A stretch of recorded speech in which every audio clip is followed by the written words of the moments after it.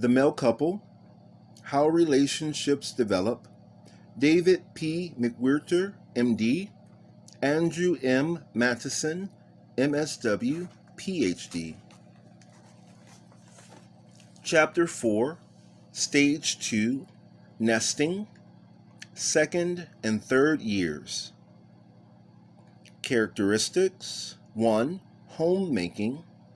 2. Finding compatibility. 3. Decline of limerence. 4. Ambivalence. Ned, a 29-year-old accountant, and Frank, a 31-year-old bank officer, have been living together for 2.5 years. We were so much in love when we started. My eyes were full of Frank. Maybe love is blind.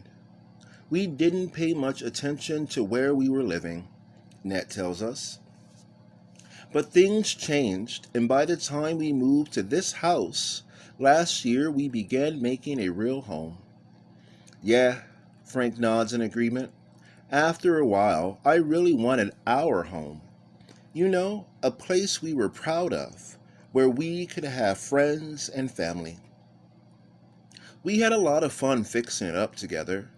It was only a rental, but we transported half the hardware store and 2 tons of Macy's sales items, to say nothing of the acres of topsoil and tiny plants that we nourished. The property owner was a lucky man, but we were the ones who felt lucky. He supplied the paint, and we supplied each other. And the recipes we invented. It didn't take long to move up from tuna casseroles to spaghetti with caviar, Ned laughs. We thought we were real gourmets. Then I noticed Frank was really cooking. I mean cookbooks, fancy equipment, and all. I've learned a lot about cooking from him, but that was about the time he emerged as the master chef of the house. And you emerged as the master diplomat, Franks said. I would get so damned annoyed at the clerk saying, "If you don't see it, we don't have it." And Ned would just smile and say something like, "But we're not good at finding things, and you're busy. Could you give us a hand?" Both of us thought we were total incompetence in taking care of a house, Frank says. Remember the day the roof leaked and we both climbed the ladder just to look at it so we could call for help? And you had the idea of putting a plastic tarp over the area and weighting it down with bricks, and I said, "Hey, great, try it, see if it works." Now he can fix an air conditioner at the drop of a wrench. Well, how about you? Ned adds. Remember the time the yard started to wash away and you suggested building a retaining wall? With the 100 boxes of old paper we were trying to get rid of? He's now an accomplished landscaper. Please note the terraced garden on your way out. I do remember that house as a time of finding real happiness, Frank says. So much seemed to come along right. I could come home from the bank and feel there just was no use trying to deal decently with anyone in the world. Ned would take over. He'd answer the phone, get the dinner going, and even help me to see I was mad and had a right to be. Or I'd come bustling in from the office, Ned says, full of all the cheery big news about a new account we had landed, and Frank would sit and listen, rub my feet, or do whatever to get me landed until I knew I was home and could take off the mask. I was the accountant, but he quietly just took over the bills and checkbook because he knew before I did that I hated to have to do it at home. Ned glances at Frank, seeming to ask permission. There were some tough times between us, though, in pulling the house together. We had disagreements about how to do it. Frank looks uncomfortable but nods in agreement. I guess we both thought we could naturally agree on things like colors for the walls,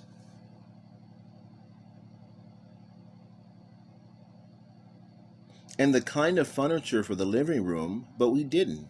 No way could I go along with the bright colors Ned wanted in all the rooms.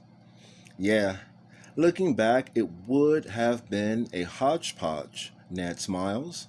I wanted to make it nice for us and forgot I didn't need to take care of everything. Also, I discovered I have a lousy eye for color. Frank, though, was gung ho about getting the newest deluxe refrigerator for the kitchen. First, it was way out of line with our budget, and second, it was too big for our needs then. Believe me, I had bought refrigerators before. It was like a bolt of lightning striking when I realized I didn't have to know as much as Ned about everything, Frank says. I always thought more was better, but I also knew I appreciated Ned's practicality. Of course, the clincher that got me embarrassed was when Ned sweetly pointed out that we couldn't get that monster refrigerator through the doorway anyway. In that honeymoon haven, we even dared to disagree at last, and the roof may have leaked, but it didn't fall in, Ned laughs. I hate to see the pink clouds fading now that we're growing into an old couple together for 2.5 years, Frank says. The sex is still real good, thank God, even if we don't do it as often. We're down to 5 times a week, right, Ned? Or 3, Ned says, but that's not as important as it used to be. I think I miss not sitting by the fire together as often as we used to, more than running to bed all the time. But we do other things more now, like going on camping trips. We worry a little sometimes, I think. Silly thoughts like, have we lost it? Frank is reflective. But we know it's silly. Sex can still be hot sometimes, and there's so much more we have now. I think we know each other better and feel more safe. Both Ned and Frank admit that they are feeling sexually attracted to other men again, however, and they worry about what that might mean. I was so relieved that the sexual hunt was over when we fell in love, but now I'm beginning to wonder about that. We started out with monogamy, but I know I'm getting interested in other guys, Ned says, and then adds, I know it's safe when I'm interested in another guy, but if Frank started going out on me, I'd be jealous as hell. It's scary. Frank looks troubled and hesitant. As well as things are going for us, some nagging doubts pop up in me sometimes. You know, wondering if this how I want to live my life. Is this relationship right, or is this where I want to be? It's like a rerun of what do I want to be when I grow up. I can't go see the high school counselor anymore, so I have to do it in my head. Some days it seems so good, and then I wonder if the balloon is going to pop. Maybe I should pack now. And what the hell do you know? And what the hell do you do knowing that other guys are starting to look very tempting again? We found a great poster last week at a garage sale, Ned says. It must have been gay artwork. He pointed to it in the hall. A picture of a vine-covered cottage inscribed, Home Sweet Home. Love it or leave it. Homemaking. One of the earliest and most visible signs of a couple's progression into stage 2 is their move to new quarters or their joint efforts to fix up and make a real home for two. One of the earliest and most visible signs of a couple's progression into stage 2 is their move to new quarters or their joint efforts to fix up and make a real home for two. They make things pretty. The purchase of 2 fine dishes may be the beginning, but soon the sow's ear of an old run-down flat becomes the silk purse of a model showplace. The finery may be from hand-me-downs or garage sales, but they are selected and placed with care by the 2 men in constant consultation. It is a display of their union, their announcement to the world that they are joined as one in creating the future for better or worse, and they work hard to make it better and not worse. Yes, I think we should get that tablecloth. Can be translated into a moving I do. They enthusiastically and seriously began to fix up the apartment or house, transforming it into a home. They buy chairs or kitchen tiles, arrange furniture, and turn the weeds into a garden. Budgeting and planning begin. Couples invite friends, sometimes fellow employees, and selected family members. For these visits, the male couple, rich or poor, shows a knack for creating an appealing scene. A crate and a cloth remnant in the corner becomes an attractive table. Making the home may be restricted to rearranging the existing furniture. Not every male couple is dedicated to making it pretty, but all male couples, as they move into stage 2, are dedicated to making it our home. It is not so much the purchases that please as it is the pleasure of announced pairing that satisfies. Homemaking reflects an attitude the couple develops after the first year, and it may include opening their home to others. They invite friends for dinner or cards or TV, eager to show off their nest. In some instances, there is almost a ceremonial aspect to inviting their first guests. For opposite sex couples, there is a series of ceremonial traditions surrounding engagement and marriage, showers, bachelor parties, etc.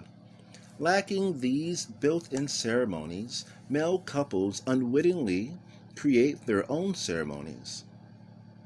I remember the first time we had company over. It was like our announcement to the world that we were at home. We couldn't send out notices to everyone, but we began inviting a few close friends over, one or two at a time. We were proud of our new place and us, and they could see how happy we were. Other homemaking items include budget planning, establishing priorities for future household purchases,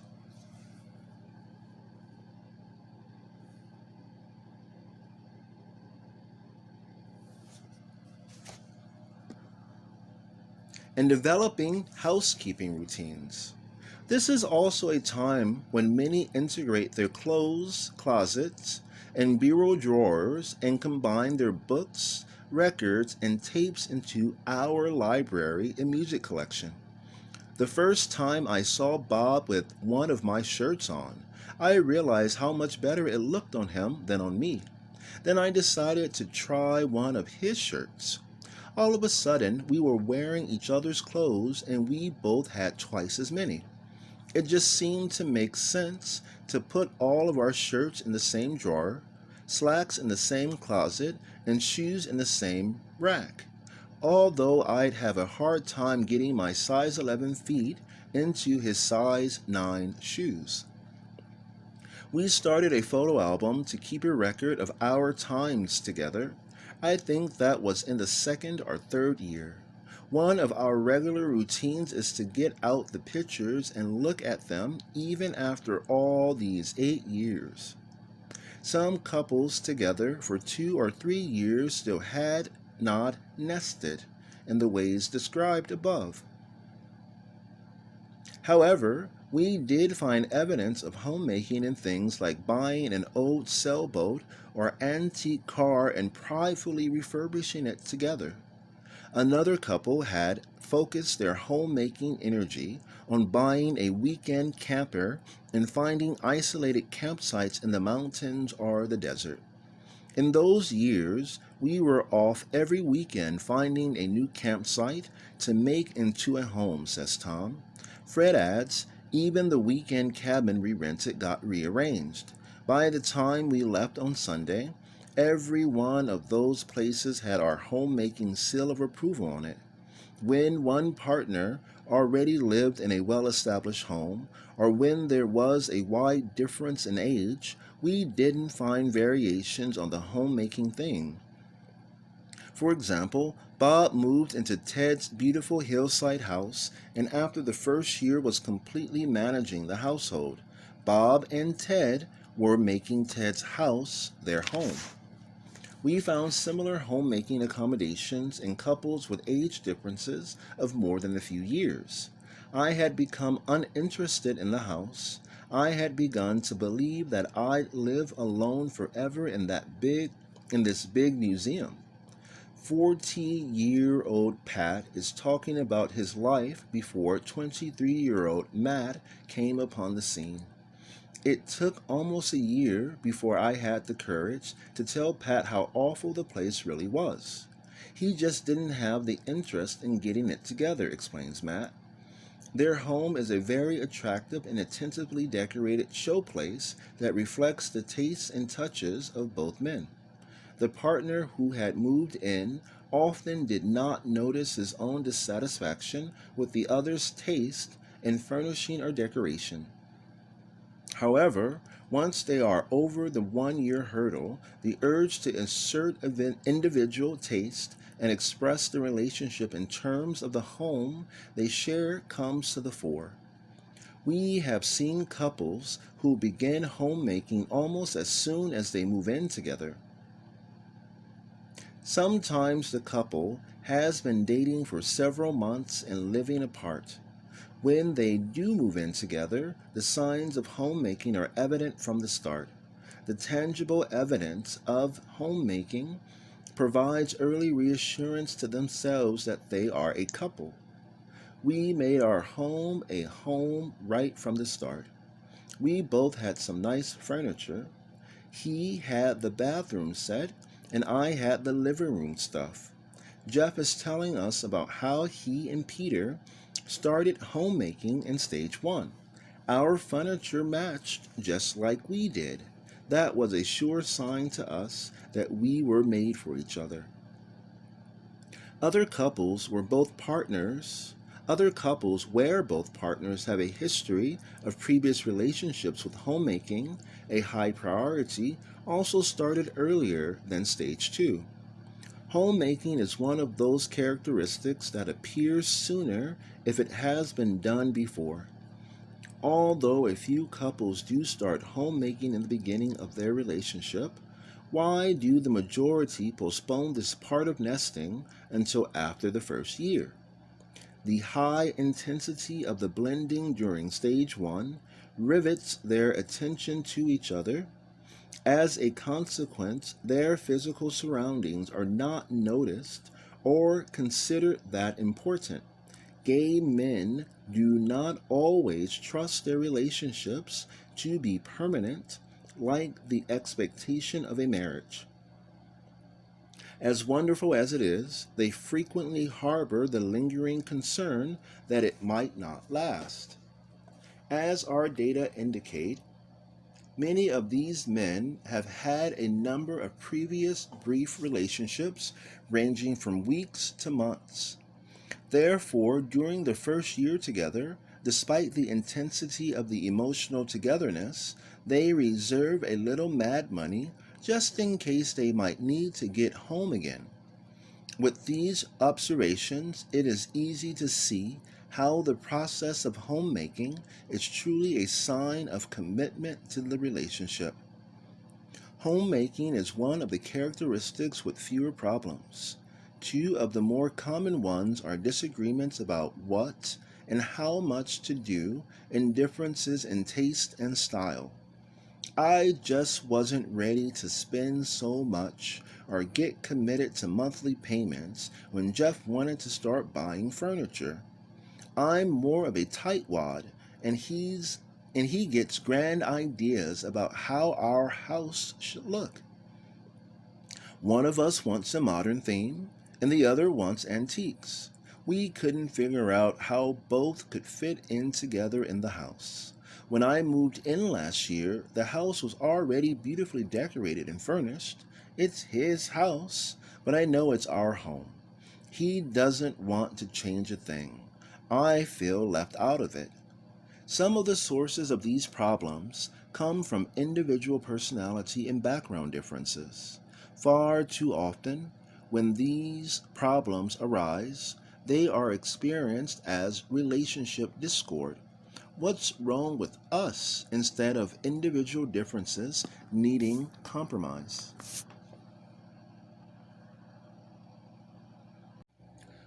Finding compatibility. Finding ways to live together in harmony is what compatibility is all about. For some, it comes as a second nature. For others, it is a lot of work. And for most, it is a mixture. The blending of stage 1 capitalizes on the attractions and minimizes the distractions. The nesting of stage 2 highlights differences and minimizes similarities. Compatibility depends on how the differences are balanced. Once couples recognize their differences, they search for harmony by resolving, ignoring, or denying them. At this time, incompatibilities are not well tolerated by the evolving couple, especially if the harmony found in blending has begun to sound discordant. It is so characteristic for men in stage 1 to ignore the faults and shortcomings of the other or to subject their own ideas and feelings to the other that the sudden reemergence of differences must be neutralized. The natural trend is for the couple to seek a new balance. Some differences are disappointing, irritating, and potential sources of conflict. The deficits, seen as potential liabilities, intuitively are converted to assets. Joe and Steve, from Chapter 1, had major differences in their backgrounds.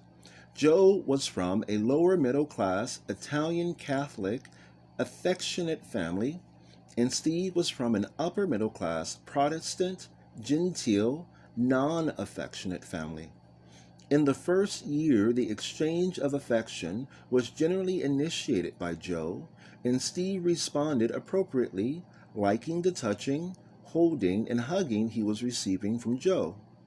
As they moved into their second year together, Joe was feeling that he was giving all of the affection.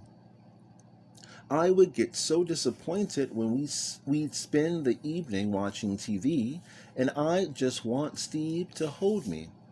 Joe is talking about their second year together, but Steve would just want to have sex. I used to go along with that in the beginning, but then I started to get bugged. Yeah, I couldn't understand why he was annoyed with me, Steve chimes in, until I realized that every time Joe started touching and hugging me, he wasn't expecting sex. You know, it took us almost a year to realize what was happening, Joe says, and thank God we worked it out. In this case, both men had different affectional needs that were met easily in the first year because the high sexual activity satisfied both of them. However, as sex declined, the affectional needs increased. Steve continued to expect sex to fulfill those needs, while Joe found that sex alone did not sufficiently satisfy his need for kissing, holding, and touching. It got pretty hairy for a while, Steve says, and when we first began talking about it, it got pretty hairy for a while, Steve says, and when we first began talking about something being wrong, we almost came to blows. When I really stopped to think about it, I realized that I was missing the affection more than the sex, Joe says. I had been getting enough sex from Steve, he continues, leaning towards Steve and squeezing his knee. Steve learned about his affectionate side from Joe, and Joe learned that sex could sometimes be just sex without necessarily being accompanied by verbal expressions of tenderness or even a lot of affection.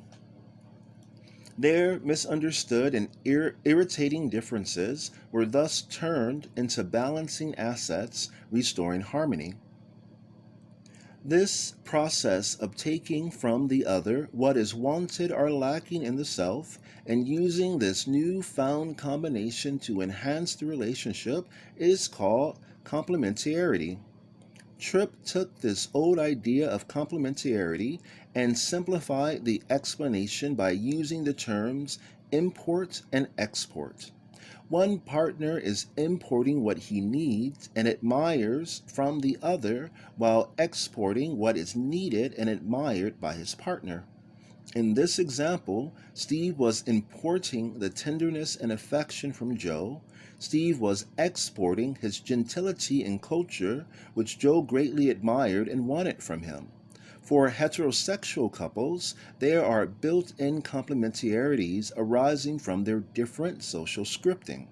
For example, men are trained to rely on just the facts and figures in making decisions. On the other hand, women are taught to allow their intuitions and emotions to guide them. Therefore, a man and a woman who make a decision together have this built-in complementarity. Two men in a relationship lack this natural balance. How do male couples develop complementarity? That is what finding compatibility is all about.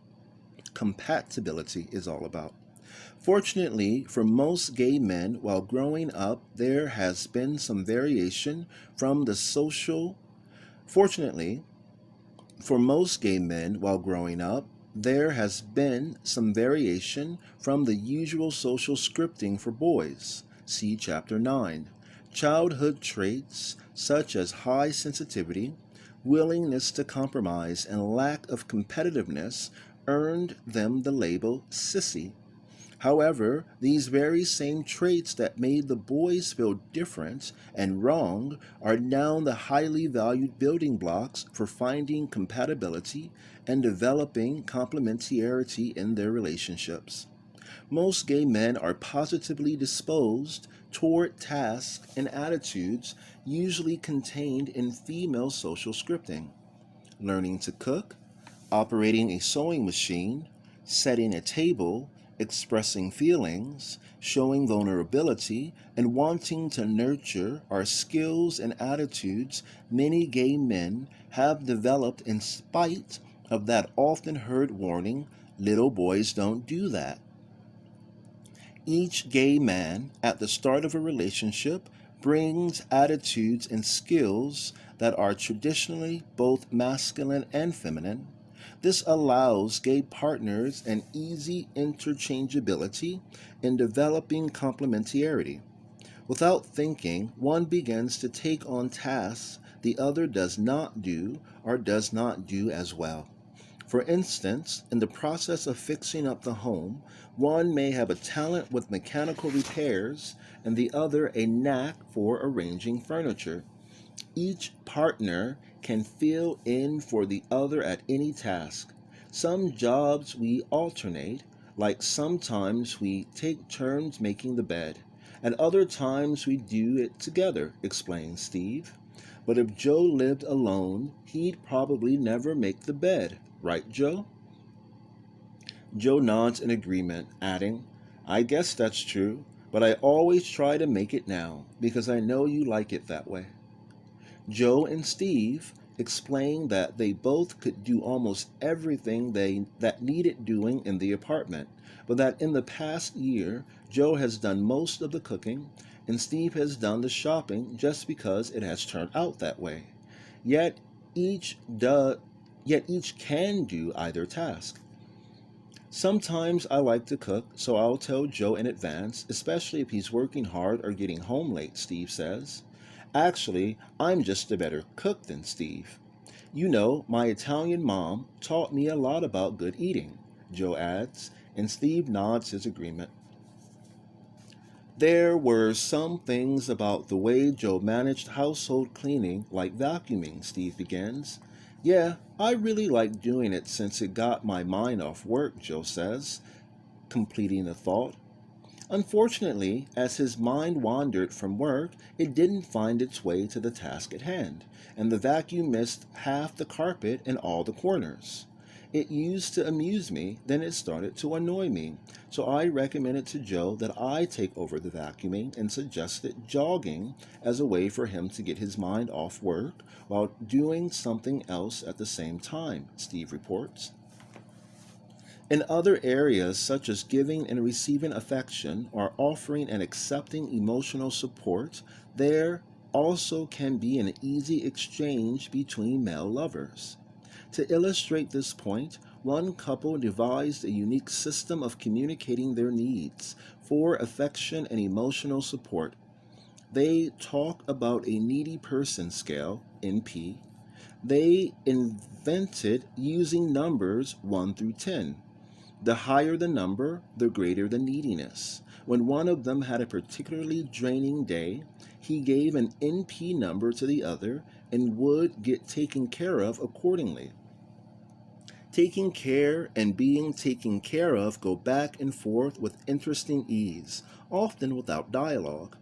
Although this fluid interchangeability exists, some tasks get fixed with one partner or the other. In fact, we saw partners willingly unlearn previous skills. For example, both may have been skilled cooks, but one unlearned his cooking and the partner became the cook. Again, we have labeled this phenomenon planned incompetence. It helps to divide the responsibilities. There are limited ways in which partners can be truly complementary, so they invent them. It helps to develop and strengthen compatibility. I was always able to get my bills paid before I met Steve, but I don't do bills anymore. Steve does it so much better. Joe laughs a little as we all recognize that he is capable of paying his own bills, but that he now counts on Steve to do it for him, just as Steve depends on Joe to do the cooking. When couples block the search for compatibility, problems surface. Some of the blocks include stubborn refusals to compromise, reluctance to accept their differences, and attempts to change each other. Because of the intensity of blending, the glaring mismatches of some couples were muted during the first year. Extreme personality differences and discrepancies in values and backgrounds contribute to the difficulties they are experiencing in finding ways to be compatible. George and Matthew have been lovers for almost 2 years. Both describe the first year as marvelous, but the past 6 months have been miserable. Each is a strong person, but the limerence of the first year made mutual compromising easy.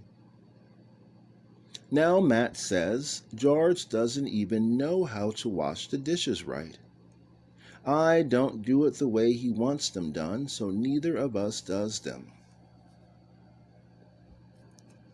We can't seem to compromise anymore. George sees the problem. We're both too stubborn to let the other person do it his way. For the first year, I did everything his way. Then I started doing it my way, and he got really angry with me, another man tells me. His mate takes up the narrative. I was really upset when he stopped doing things the right way. I was after him all the time. Finally, I realized there was no right way. I just wanted him to do everything my way. Couples with severe mismatching can go in several directions. Some establish role fixity by definition and lack the fluid exchange of tasks and attitudes. These we see as negotiated labor settlements. These couples do not have to find compatibility. They are kept together by respect for each other's differences, and each functions in his own domain. Some couples, once out of limerence, find the differences so glaring that they separate. Others, recognizing their mismatch, work harder and more painfully at finding ways to be compatible. The intensity of their blending, despite the mismatching, gives them stamina and the struggle to remain partners. Decline of limerence. Few characteristics have potential as far-reaching as the decline in feelings of passionate, romantic love. The whole magic of being in love, which seems to be the foundation of the relationship, begins to give way under the ordinary pressures of daily living. Analogously, if the relationship is seen as a chemical solution, the limerence has partially maintained the blending. But as the limerence begins to evaporate, those elements dissolved in the solution begin to precipitate out. So, when our couple in stage 2, as the intensity of their emotional attraction to each other diminishes, the rose-colored glasses tinting the other with perfection become less rosy. They begin to see each other as they are, the perfections along with the perfections. It was real gradual, like I would feel aggravated, which I had never felt before when he changed the TV channel, or I'd want to be alone in the bedroom and he'd follow me in, or suddenly I couldn't stand the noise he made chewing his food. I just wasn't floating on air as often as before. I got real scared thinking I was falling out of love. Another recalls, for the first year I was always jealous when old friends would call Bob. I hated myself for it, but I was waiting for him to leave me, taking my emotional high feelings with him. Then gradually I found myself being uninterested about his phone calls, like I wasn't so jealous anymore. When he saw that, he began to accuse me of not loving him. Still another remembers, we used to call each other 4 and 5 times a day. Then the calls tapered off. I found I was concentrating better on my work. I wasn't so preoccupied with him. It actually was a relief. People at work noticed my renewed interest. I couldn't help but wonder what was happening to him at the same time. When limerence or being in love is considered to be the foundation of a relationship, and then limerence begins to crumble, partners justifiably expect the relationship to topple. The consequences of this misunderstanding often lead them to believe that their love has been lost and the relationship breaks up. On the other side of the coin, there are positive outcomes, especially if the decline in limerence is recognized by the couple for what it is: a shift in the way they love each other. There is a quality of selfishness in the loving that accompanies limerence. For example, there is a moment-to-moment preoccupation with being loved by the other and a demand that the beloved's every word and action be moment-to-moment reciprocation and reassurance of that love. Limerence has certain illusory qualities, blurring the imperfections and magnifying the desired and admired qualities. These illusions fade with the decline in limerence. Partners see each other as they really are. If lovers are not devastated by the loss of limerence, the shift in the quality of their love changes from the highly charged romantic feelings to care and concern for each other, characterized by more selflessness and giving. Lacking the urgency and illusions of limerence, the men develop a deeper, more knowledgeable understanding, establishing more firmly the foundation for a constant and enduring relationship. What a mutual admiration society we had going. We were constantly whispering sweet nothings, writing notes, and devising countless ways to show how much we were in love. We didn't have time for much else but ourselves. It was a wonderful time, and we don't need that as much now. Fixing up the house and making it into our home gives us different ways to say how much we love each other. We have lots of fun. Our love is less frantic. What a relief. I was just about worn out, constantly worried and jealous about Tom's every move. He was a few minutes late getting home, and I'd know he was out with someone else. I was a terror. He couldn't give me enough reassurance, yet he was always around. He kept loving me the same. Actually, I was glad to let go of the infatuation. It made our lives much easier.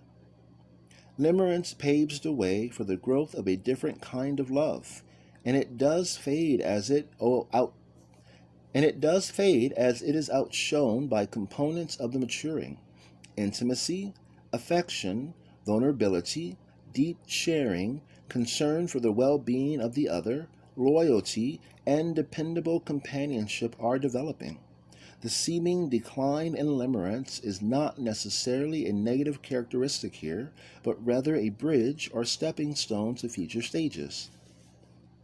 More often than not, limerence persists well into the second stage.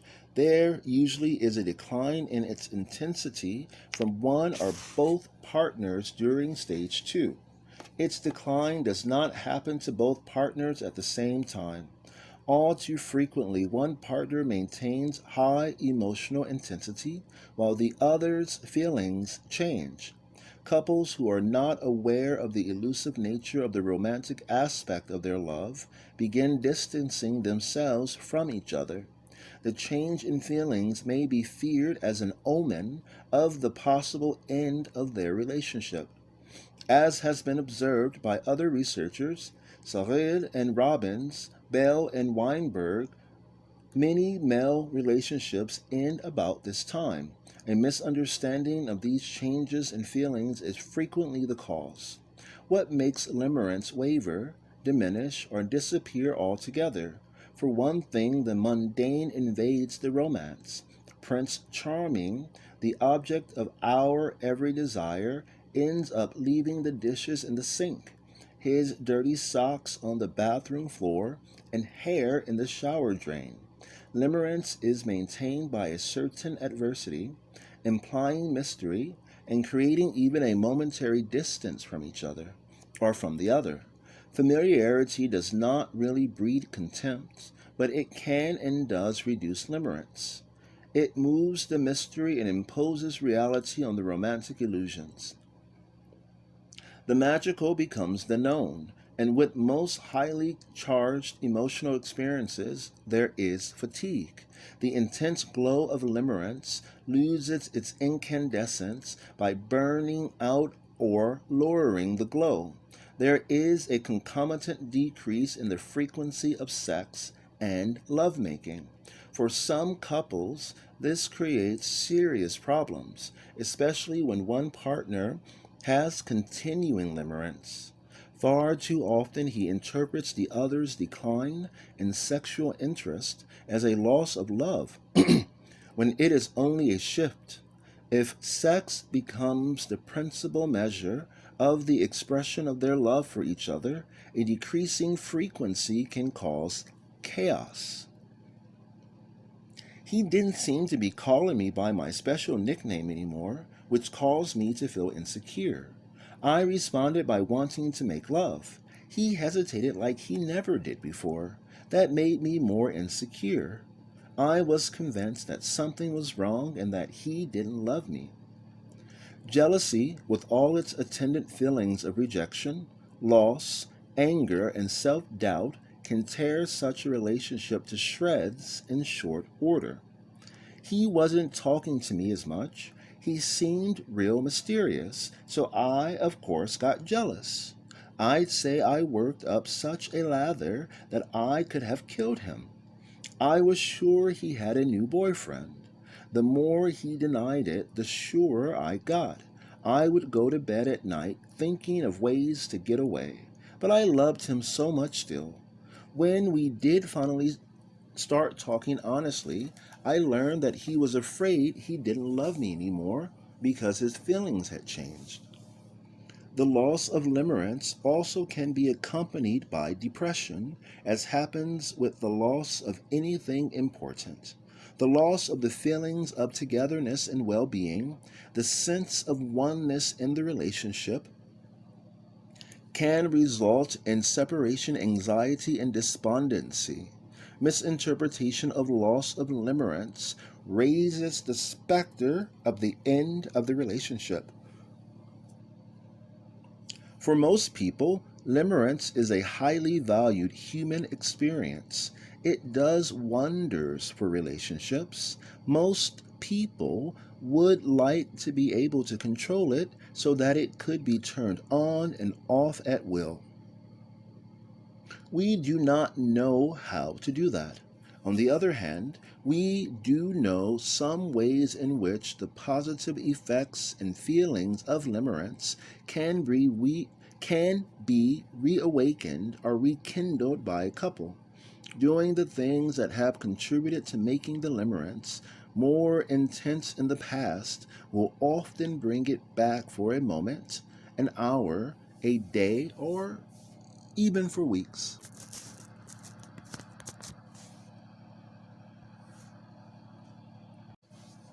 Ambivalence. The simultaneous attraction and aversion to the relationship is expressed in a variety of ways during stage 2. Ambivalence is the mixture of positive and negative feelings, thoughts, words, and deeds that are sometimes expressed and sometimes not expressed. Ambivalence emerges in the process of the development of the other characteristics in stage 2. Finding compatibility becomes disappointing because it takes work, but is also very satisfying when it begins to happen. Homemaking can be a mixture of highs and lows, and agreeing and disagreeing. The decline of limerence can be both a relief and a sad loss when it occurs. The well-being induced by the merging and limerence of stage 1 prevents ambivalence from appearing earlier. In fact, for most couples, it usually does not begin to make itself felt until late in stage 2. Ambivalence about the relationship parades in many different disguises. For example, the decline in intensity of newness and the discomfort generated by knowing so much but not yet enough about each other increase the temptation to find a new limerence. Other examples include changes in behavior, like a decrease in verbal tenderness or omissions of previous thoughtfulness, and changes in feelings, like diminished erotic attraction or affectionate impulses. I used to love getting him flowers every Friday after work. But then it sort of got to be a chore. The fun went out of it. I kept doing it, thinking that his response would be my reward. He just started taking it for granted, like I was bringing home a quart of milk. I'd get angry at him and then begin thinking of how great it would be to be single again. That never happened last year. One day I'd be gung-ho about us, and then the next I'd be wishing I was alone again. My thoughts about us were on a seesaw. I was confused. Nothing special was happening to make me feel the way I did. The impact of changes like these causes confusion and upset because the changes are occurring along with all of the positive features of homemaking and finding compatibility. Some individuals experience considerable self-doubt at this time, wondering if something is wrong with themselves. What's the matter with me? Can't I keep a lover? Such questions often get turned into introspection and withdrawal. The other partner will then attempt to discover the source, believing that he has provoked his lover's withdrawal by doing something wrong.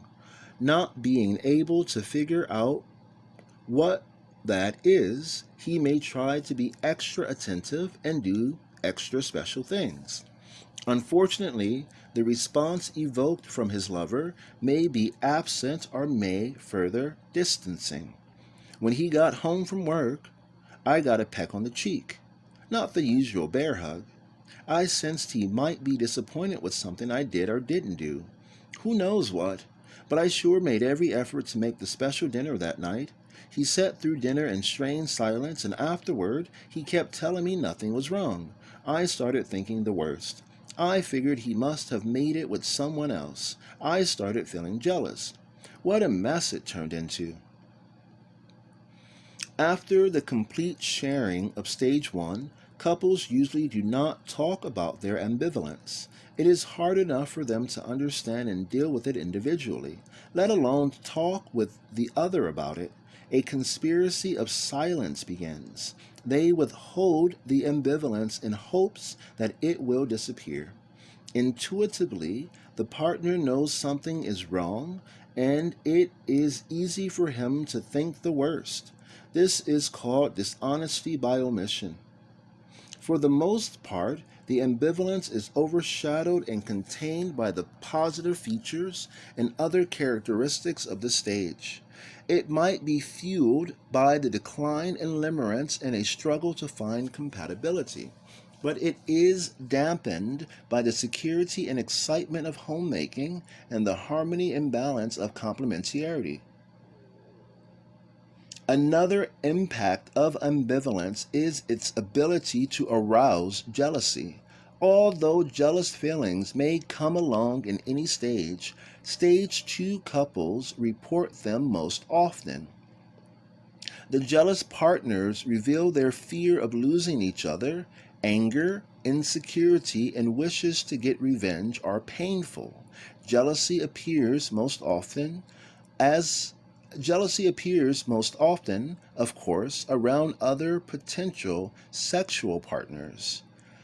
I hate feeling jealous. I didn't want to feel it, but there it was. Ted was so jealous that he'd keep track of my every move. He was smothering me.